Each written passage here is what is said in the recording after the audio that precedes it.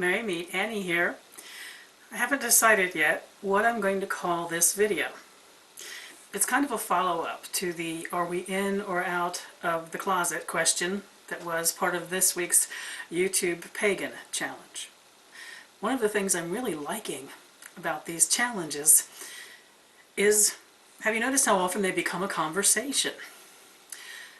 Comments seem to be deeper than they have been in a lot of video group discussions we've had in the wider community in the past, where we're asking each other questions, and if we don't do videos, we're commenting more and sharing more of our stories in the comment sections to videos. It's one of the times I'm finding it as interesting to read the comments on the videos we upload as I am to watch the videos themselves, which says a lot, because the videos are wonderful to watch. What happened for me is, again, a series of questions that have come in from folks that have contacted me with questions of follow-on to things that I may have mentioned in my videos about the choices I make regarding what I consider circumspection, keeping what feels private to me private, and deciding when, where, and with whom I will share if I decide to publicize any parts of myself. And I've had some really interesting questions come in from folks. So consider yourself tagged if you'd like to share from your experiences how you've handled these situations when they've arisen for you.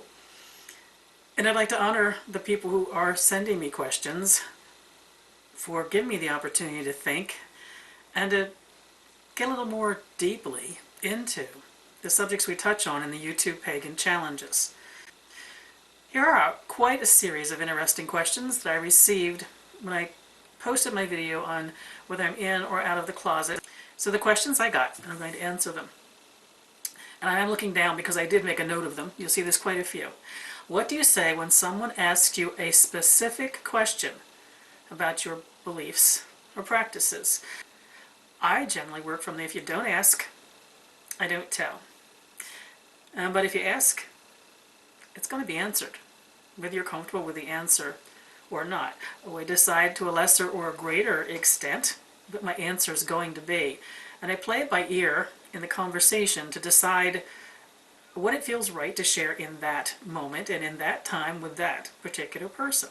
So if you don't ask, I don't tell, unless there's some reason why I have chosen to be public. But if you ask, I'm going to tell. What do I do when someone learns enough about me to have a suspicion I am not Christian, or for some reason there's just a general question which is, are you a Christian? So I answer truthfully.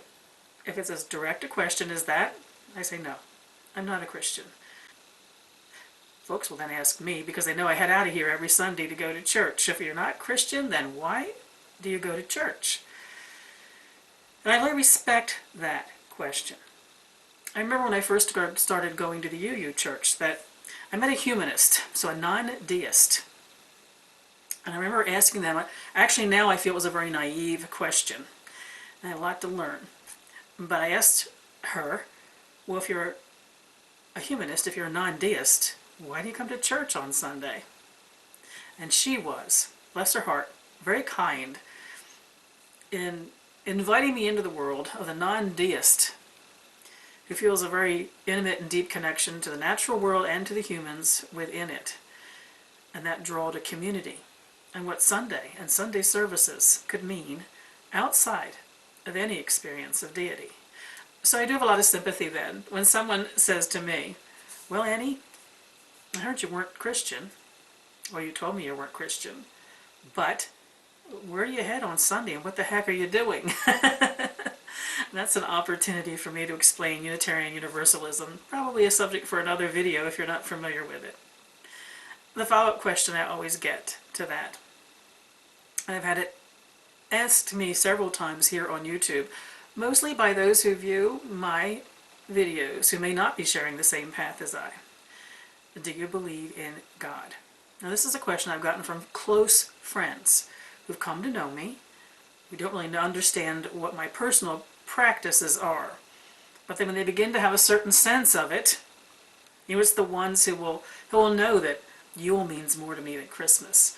Or they'll know that she does something every single full moon that passes. At some point, the question that comes up might be, do you believe in God?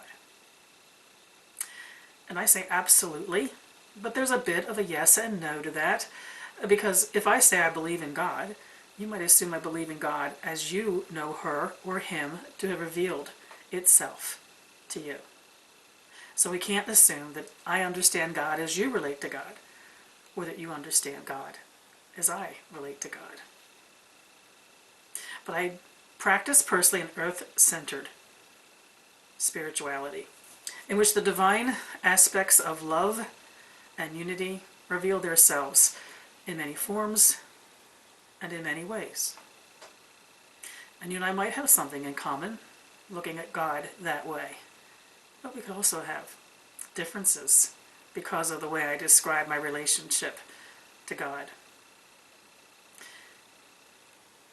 If it's a Christian that's having that conversation with me, and it's indeed a question I've been asked here on YouTube too, so you don't believe in Jesus? I do believe that Jesus existed. Jesus and Mary have made themselves very known to me, not because of the years of my growing up. Early Sunday schools and things I don't have much of a memory of, and then when I was a bit older, before I chose to leave a church when I was in my teens, Jesus and Mary as human beings who once walked the face of the earth weren't really part of the way we were asked to relate to them. There's a couple reasons why Jesus became very real and tangible to me. First, as I began to have a relationship to his mother, to Mary, of what she might represent, and then how precious his birth was from her. And that was happening in my late teens when I was exploring Christian religions to see if there was a better fit for me than the one that I grew up in, which was Lutheran Christianity. And for several years I attended and was very involved in a Catholic church. I was actually rebaptized in that church. Later on I realized it was Mary that was the great call to my presence in that church, and in fact because of my relationship to her I did move away from the Catholic Church in time. Indirectly, that experience made Jesus real and tangible to me, that lifted my head to listen to the wisdom in his words and in what he shared. And it was very specifically, I was reminded of this in a conversation I had with a friend here in our neighborhood just this week. A new priest came to our parish, and he was Jewish, and he was a fascinating man who brought the power of the culture and the words and the practices, the ethnic practices, with him into the priesthood. And he had this amazing way, which was very unusual in that environment, as it was very Catholic, to allow you to see, if you chose to, the man who was Jesus. From a universalist aspect, being a UU, I honor the sacred words of all religions, or at least the sacred words within all of them that come from a place of love. And there are so many.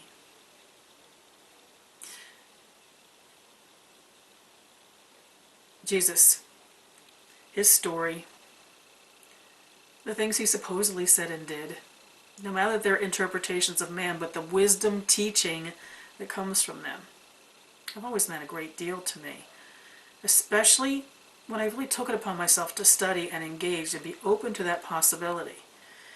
I've had pagan friends say to me, well, I can understand that you would relate to Jesus as a form of wisdom, but Jesus is the Son of God?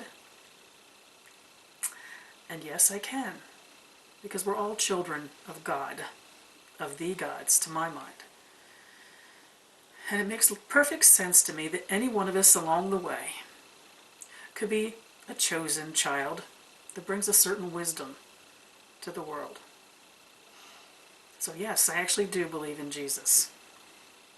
A Christian friend of mine a couple weeks ago in another conversation said that I actually probably had a stronger relationship to Jesus than she did, because mine felt more human to human, understanding that aspect of who he was. And indeed, it does help me connect to his greater message of sacrifice and the meaning of his life. I will sometimes directly get the question, and this was a question you asked me: what if someone specifically says to you, "Are you a witch?" or "Are you a Wiccan?"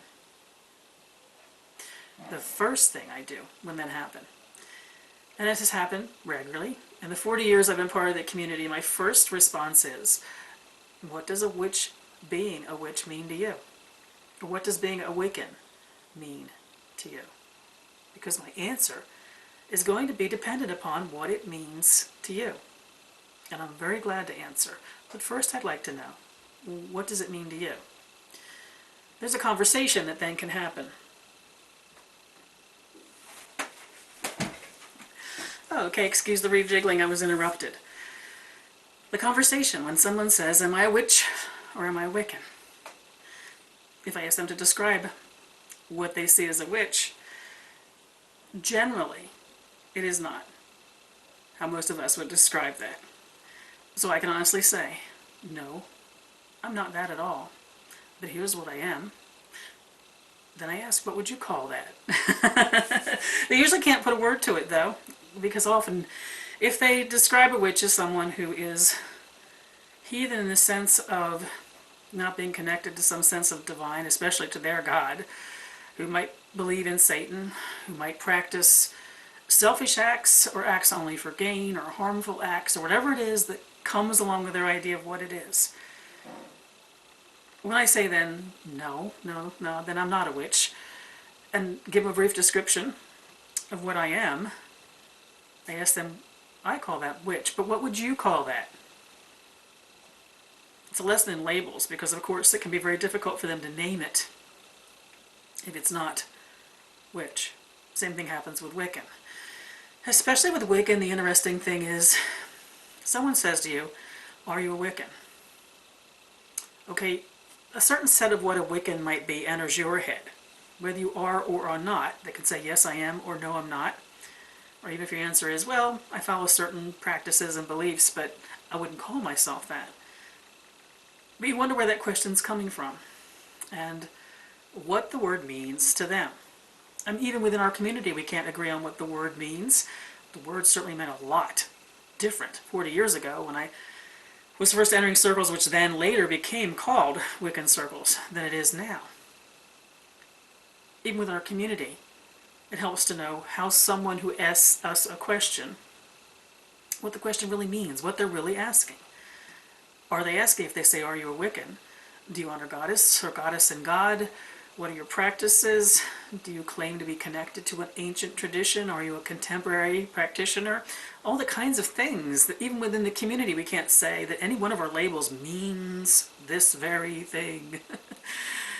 So when someone says to me specifically, are you a witch or are you a Wiccan? They get a question right back, which is preceded with, I'm glad to discuss that with you. I have no problem sharing, but what does it mean to you? And if I have to then say, no, that's not me, here is how I would describe myself. And what word, what name, what label would you give that? Oh yes, sometimes the answer is heretic or heathen or something that in some circles might be considered not a pleasant moniker for somebody to give me. But yeah, I am a heathen and I am a heretic in the greater sense of the words. I might see the power in that. Well, perhaps the person who questioned did not.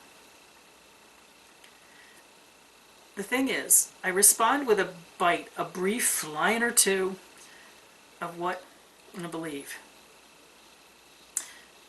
And then I let it be. I let them ask questions. I don't find when someone is terribly unfamiliar with us or has misconceptions about us that pontificating in the face of that creates the opportunity for discussion. So I would give my short answer and I would ask, do you know anybody else like me? Do you have any of those same things?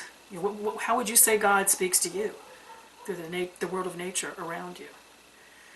What shapes and forms, what conversations, how does it make itself known to you?